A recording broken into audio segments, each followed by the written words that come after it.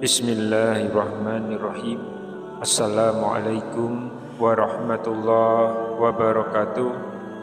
Syukur alhamdulillah kita masih dipertemukan kembali di channel ini. Salawat dan salam selalu dan tetap tercurahkan kepada junjungan kita Nabi besar Muhammad sallallahu alaihi wasallam. Allahumma sholli ala sayyidina Muhammad wa ala ali sayyidina Muhammad. Harapan dan doa saya semoga saudaraku semuanya selalu diberikan kesehatan, dilapangkan rezekinya, diampuni dosa-dosanya, dipanjangkan umurnya, dan semoga kita tidak mati kecuali mati dengan beriman dalam Islam. Dan sempatkanlah menuliskan sholawat di kolom komentar. Insya Allah akan menjadi bukti cinta kita kepada Rasulullah Muhammad sallallahu alaihi wasallam. Semoga kita semua mendapatkan syafaat beliau di akhirat kelak. Amin ya rabbal alamin. Sahabat beriman yang dirahmati Allah, salat adalah bentuk komunikasi batin antara seorang hamba dengan Tuhannya. Apabila hubungan batin dengan Sang Pencipta tidak terbangun, maka bisa dikatakan bahwa salat kita menjadi kurang sempurna. Hal ini disebabkan karena urusan duniawi yang masih melekat di dalam diri kita, meskipun kita sedang mengerjakan ibadah salat. Padahal Allah telah berfirman di dalam Al-Quran surat Al-Baqarah ayat 45 hingga ayat 46. Mohonlah pertolongan kepada Allah dengan sabar dan salat. Sesungguhnya salat itu benar-benar berat, kecuali bagi orang-orang yang khusyuk, yaitu orang-orang yang meyakini bahwa mereka akan menemui Tuhannya dan hanya kepadanya mereka kembali. Jika ayat tersebut dipahami dengan benar, maka insya Allah ketika kita mengerjakan sholat, maka kita akan selalu merasa bahwa bisa saja itu adalah sholat terakhir kita selama hidup di dunia. Namun manusia selalu mengingkari hal tersebut dan berpikir bahwa tidak mungkin meninggal pada hari ini karena merasa usianya masih muda dan tubuh juga masih terasa sehat. Sahabat beriman yang dimuliakan Allah, hal sepele seperti inilah yang kadang menjadi salah satu penyebab sholat kita menjadi tidak khusyuk. Padahal kalau kita sadari bahwa mampu mengerjakan sholat dengan khusyuk adalah sebuah kenikmatan yang tiada tara. Selain menjadikan kita menjadi sadar diri akan ketidakmampuan kita sebagai manusia, sholat yang khusyuk pun akan membuat diri kita terhindar dari sifat sombong, takabur, ria, dan sebagainya. Lalu bagaimana caranya supaya sholat kita bisa khusyuk? Sahabat beriman yang dirahmati Allah, ada beberapa cara yang perlu kita coba semuanya ketika pikiran kita pergi kemana-mana ketika kita sedang sholat. Yang pertama, membangun kesadaran batin.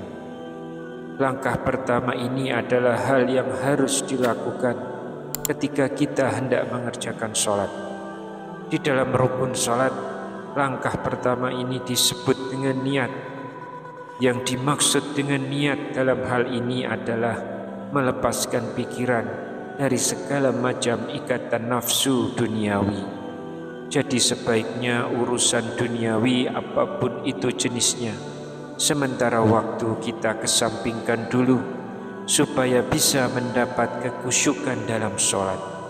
Karena waktu untuk mengurus masalah duniawi sangatlah banyak dibandingkan dengan waktu kita ketika meluangkan waktu yang hanya sebentar untuk urusan akhirat.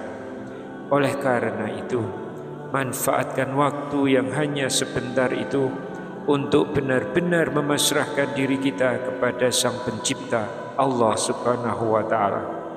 Dan sesungguhnya membangun kesadaran batin itu hanya membutuhkan waktu yang sangat singkat, sekitar 3 sampai 5 detik saja. Namun efeknya bisa cukup besar dan insya Allah akan mampu menambah kekhusyukan kita ketika kita sholat. Lantas apa kalimat yang bisa kita ucapkan supaya terbentuk sebuah kesadaran diri dan bisa khusyuk ketika sholat? Cobalah kita mengucapkan kalimat seperti ini di dalam hati sebelum mengerjakan sholat. Ya Allah, inilah kesempatanku di dunia untuk bisa berkomunikasi denganmu sebelum Engkau wafatkan. Maka insya Allah dengan mengucapkan kalimat tersebut di pikiran kita, semuanya akan menjadi lebih tenang, akan muncul rasa bahagia karena mampu berkomunikasi dengan Allah, dan akan juga muncul rasa khusyuk di dalam diri kita ketika akan mengerjakan sholat. Lalu langkah yang kedua, menghadirkan Allah di dalam setiap nafas dan bacaan kita. Pasti kita semua sadar bahwa ketika mulut kita membaca bacaan dalam sholat, maka yang dilakukan oleh pikiran kita biasanya adalah terus teringat akan urusan-urusan dunia. Untuk itu, maksud dari menghadirkan Allah di setiap nafas dan bacaan kita adalah di saat mulut kita membaca bacaan sholat, penuhilah pikiran dan hati kita semua dengan mengucapkan kalimat Allah secara terus-menerus. Hal ini bertujuan untuk membentengi pikiran kita supaya tidak pergi kemana-mana ketika sholat dan hanya fokus kepada Allah saja, meski mulut kita sedang membaca bacaan sholat. Cara ini bisa dibilang cukup manjur ketika kita ingin mendapatkan rasa khusyuk di dalam sholat kita. Hal ini dikarenakan dengan memenuhi pikiran kita dengan menyebut nama Allah secara terus-menerus, maka kita akan selalu teringat bahwa kita sedang berhadapan dengan pencipta kita yang bisa saja sewaktu-waktu dengan kuasanya akan mencabut nyawa di dalam raga kita. Untuk itu, mungkin ada dari kita yang masih belum mampu khusyuk di dalam sholat, bisa mencoba teknik tersebut, yaitu mengingat Allah sesering mungkin ketika mulut kita sedang membaca bacaan sholat. Insya Allah bisa menambah kekhusyukan dalam sholat kita semua. Lalu yang ketiga, memahami makna bacaan sholat.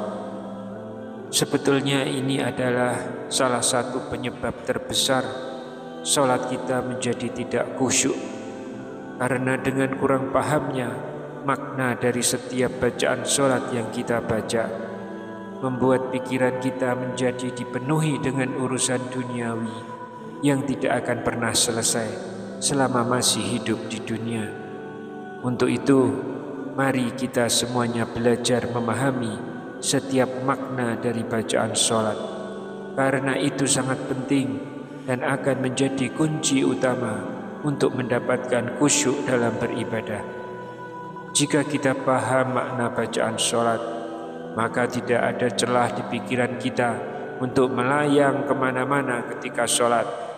Karena ketika mulut mengucapkan bacaan sholat, pikiran kita akan disibukkan dengan menerjemahkan arti dari bacaan tersebut, sehingga yang ada hanyalah mengagumi keagungan Allah Subhanahu wa Ta'ala akan indahnya makna dalam setiap bacaan sholat. Kita semua, khususnya yang hingga kini masih mengerjakan sholat tanpa tahu makna dari setiap bacaan sholat, maka mulai saat ini cobalah untuk memahami bacaan sholat sedikit demi sedikit. Kita lakukan secara bertahap. Misalnya satu hari ini kita memahami makna bacaan sholat surat Al-Fatihah, kemudian hari berikutnya memahami makna surat-surat pendek, hari berikutnya lagi memahami bacaan ruku, iktidal, sujud, dan seterusnya. Insya Allah, jika kita mau bersungguh-sungguh ingin mendapatkan kekhusyukan di dalam sholat, tidak akan sampai waktu lama kita akan mampu memahami makna dari setiap bacaan sholat. Dan insya Allah kita semuanya akan menjadi lebih khusyuk, lebih menikmati sholat, bahkan bisa sampai menangis karena mengetahui makna bacaan sholat yang sungguh luar biasa. Lalu yang keempat, sering-seringlah membaca atau mendengarkan lantunan surat-surat Al-Quran.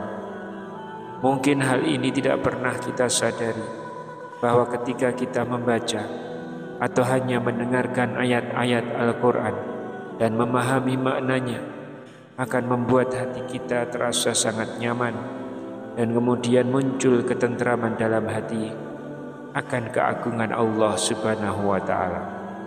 Oleh sebab itu, sangat dianjurkan untuk membaca Al-Quran setiap hari minimal 3 ayat, atau mendengarkan surat Al-Quran sambil meresapi makna dan maksud dari ayat tersebut minimal sehari sekali. Insya Allah akan membuat salat kita menjadi lebih khusyuk, karena kita semua tahu bahwa keindahan dari setiap kalimat dan makna yang terkandung di dalam Al-Quran mampu menyentuh hati dan melahirkan rasa cinta kita kepada Allah Subhanahu wa Ta'ala. Dan berawal dari rasa cinta inilah kita akan berusaha sebaik mungkin untuk khusyuk ketika menghadap Allah Subhanahu wa Ta'ala di dalam sholat kita. Sahabat beriman yang dirahmati Allah, itulah beberapa hal yang perlu kita lakukan kalau sholat kita saat ini masih belum khusyuk. Semoga kita semuanya semakin khusyuk dalam mengerjakan ibadah sholat, dan jangan pernah kita meninggalkan sholat. Karena di akhirat kelak, di saat kita menghadap Allah Subhanahu wa Ta'ala, maka yang pertama kali dihisab adalah tentang salat kita. Wallahu a'lam bishawab. Demikian yang bisa saya sampaikan di kesempatan kali ini. Semoga dapat memberi manfaat untuk kita semua. Amin ya rabbal alamin. Wassalamualaikum warahmatullahi wabarakatuh.